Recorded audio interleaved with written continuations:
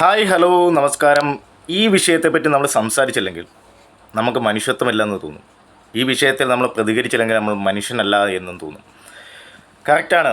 നമ്മുടെ ഡോക്ടർമാർ വിഷയം തന്നെ കൊൽക്കട്ടയിലെ ആർജിക്കർ ഹോസ്പിറ്റലിൽ നടന്ന ദാരുണമായ സംഭവം നിങ്ങൾ അറിഞ്ഞു കാണും.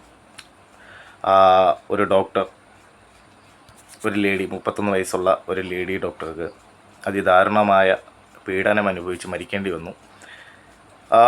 പകലന്തിയോളം പണിയെടുത്ത് ഏകദേശം 36 മണിക്കൂറോളമാണ് അവർ ജോലിയെടുത്ത് ആ ഹോസ്പിറ്റലിൽ ജോലിയെടുത്തിട്ട് റെസ്റ്റ് എടുക്കാൻ വേണ്ടിയാണ് ഒരു ഹോളിലേക്ക് പോകുന്നത്.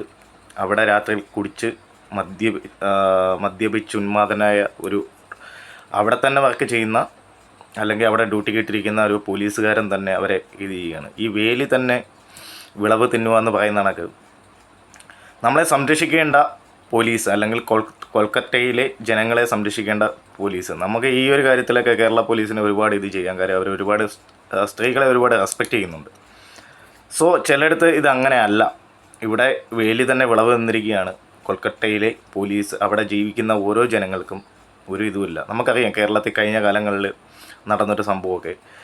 അപ്പോൾ ആ വിഷയമൊന്നും ഇതിനകത്തോട്ട് നമ്മൾ ഇൻവോൾവ് ചെയ്യുന്നില്ല. അവിടെ ഒരു പ്രതി കയറി വന്ന് അവരുടെ സുരക്ഷയെ പറ്റിയൊക്കെ നമുക്ക് ഭയങ്കര ആശങ്കയാണ്. ഇപ്പോൾ ഇന്ത്യ മുഴുവൻ ഡോക്ടേഴ്സിൻ്റെ സുരക്ഷയെ പറ്റിയാണ് ചർച്ച. ഒരുപാട് സ്ഥലങ്ങളിൽ നഴ്സുമാരും ഡോക്ടർമാരും ഒക്കെ സമരം ചെയ്തുകൊണ്ടിരിക്കുകയാണ്.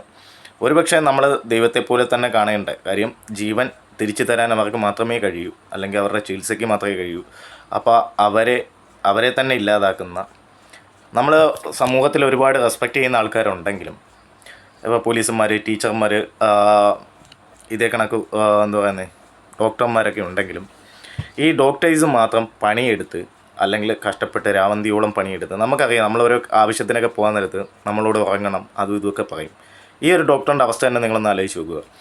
36 മണിക്കൂർ പണിയെടുത്ത് കഷ്ടപ്പെട്ട് അവരെ എന്താ പറയുന്നത് ഉറക്കം പോലും ഇല്ലാതെ നമ്മളെ ഉറങ്ങാൻ വിട്ടിട്ട് അവർ ഉറങ്ങാതെ വിട്ടിരിക്കുകയാണ്. കോവിഡ് കാലത്തും അല്ലെങ്കിൽ ഇപ്പോൾ ഈ വയനാട് ദുരന്ത സമയത്തൊക്കെ ഡോക്ടർമാരുടെ ഇൻവോൾവ്മെൻറ്റ് എന്താണെന്ന് അധികാരം ശ്രദ്ധിക്കപ്പെട്ട് കാണില്ല. പക്ഷേ അതെന്താണെന്ന് നിങ്ങളൊന്ന് അന്വേഷിച്ച് നോക്കിയാൽ മനസ്സിലാവും.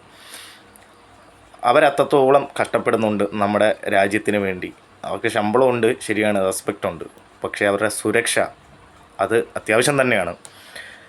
ഒരുപാട് ഡോക്ടർമാരൊക്കെ ഇവിടെ വന്നു നിന്നിട്ടും ചില ഈ പറയുന്ന സോഷ്യൽ മീഡിയ ഡോക്ടർമാർക്കൊന്നും ഇത് കണ്ടതായിട്ടുള്ള ഇതൊന്നുമില്ല. പിന്നെ പ്രൈവറ്റ് ഹോസ്പിറ്റലിലെ ഡോക്ടർമാരൊന്നും അവരെ ഈ വിഷയമൊന്നും ഇതാകുന്നില്ല. കാര്യം അവർക്ക് റെസ്റ്റ് റൂമും മറ്റു കാര്യങ്ങളൊക്കെ ഉണ്ട്.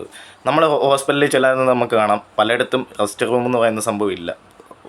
നേഴ്സുമാർക്കുണ്ട്, പക്ഷേ ഡോക്ടർമാർക്ക് അതില്ല.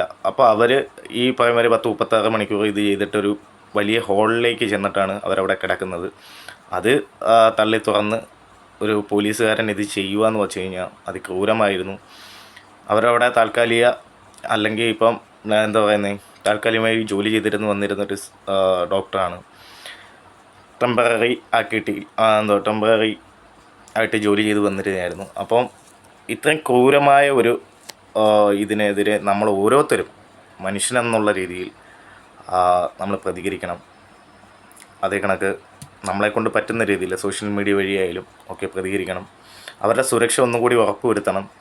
നമ്മുടെ എല്ലാ ഗവൺമെൻറ്റും, കേരളത്തിലടക്കം എല്ലാ ഗവൺമെൻറ്റും അവരുടെ സുരക്ഷ കൂടുതൽ ശക്തമാക്കണം. അല്ലെങ്കിൽ അവർക്ക് കൂടുതൽ സുരക്ഷ കിട്ടുന്ന കണക്കായിരിക്കണം.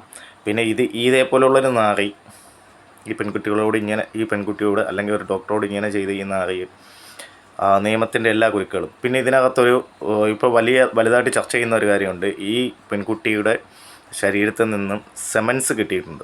അത് ഏകദേശം 150 മില്ലിയോളം ഉണ്ടെന്നാണ് പറയുന്നത്. അതായത് ഒന്നിലേറെ പോലീസുമാർ റേപ്പ് ചെയ്തിട്ടുണ്ടെന്നാണ് കിട്ടുന്നത്. പക്ഷേ ഒരാളെ മാത്രം പ്രതിയാക്കി പോലീസ് ഇത് അവസാനിപ്പിക്കുമെന്നുള്ളൊരു ധാരണയിലാണ് പോകുന്നത്. സോ നമുക്ക് കണ്ടറിയാം. എന്തായാലും ഓരോ വ്യക്തിയും മനുഷ്യനെന്നുള്ള രീതിയിൽ ഇത് നമ്മുടെയും കൂടെ സുരക്ഷയാണ്. ഇന്ന് ഡോക്ടർമാർ, നാളെ നേഴ്സുമാർ, അല്ലെങ്കിൽ സാധാരണക്കാർ ഒരുപാട് അനുഭവിക്കുന്നുണ്ട്. അവർക്ക് വേണ്ടി ആരും ഇതാവുന്നില്ല. പക്ഷേ എന്താ പറയുന്നത്, നമ്മൾ പ്രതികരിക്കണം. ഓരോ മനുഷ്യൻ്റെയും പ്രശ്നമായിട്ട് പ്രതികരിക്കണം. നിങ്ങളെക്കൊണ്ട് പറ്റും വിധം നിങ്ങൾ സോഷ്യൽ മീഡിയയിൽ പ്രതികരിക്കുക. അപ്പോൾ നിങ്ങളുടെ അഭിപ്രായങ്ങൾ നിങ്ങൾക്ക് കമൻറ്റ് ബോക്സിൽ രേഖപ്പെടുത്താം. Thank you for watching. By.